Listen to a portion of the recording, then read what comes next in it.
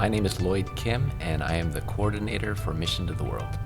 What I've often said as I've come into this position in really trying to figure out what my role is, what my contribution would be for the organization, to me it's been very simple, and that is to help direct people to Jesus. And that flows in so many different ways, not only in encouraging missionaries, but also the staff and the people in our home office that are supporting missionaries, as well as the churches.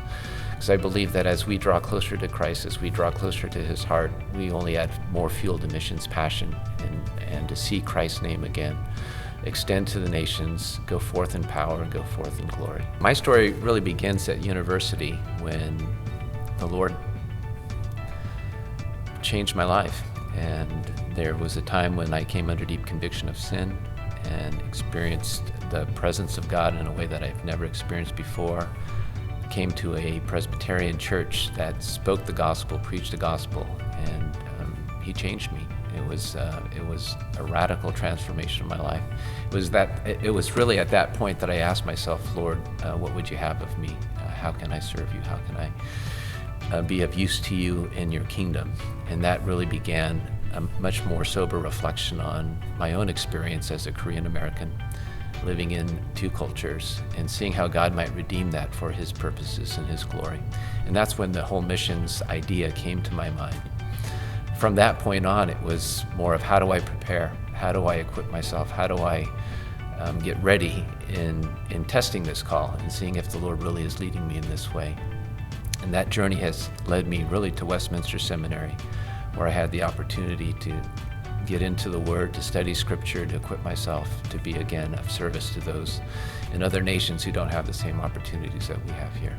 What I also appreciated about being here at Westminster Seminary in California was seeing the gospel, seeing the doctrines of grace modeled in men whom I respected, who I saw in their life, in their families, in their marriages, an expression of the gospel. Men like Edmund Clowney, who loved Jesus, and you could see very powerfully in his own life how the gospel has gripped him, and it came out in how he taught and how he influenced people how to preach the gospel from every passage of Scripture. And so those are the things that really have impacted me in my time here at Westminster Seminary in California. For those current students and those students who have recently graduated that are interested or planning or pursuing full-time missions careers, missions callings, I would love to see them go, and to go with the confidence and humility of the gospel.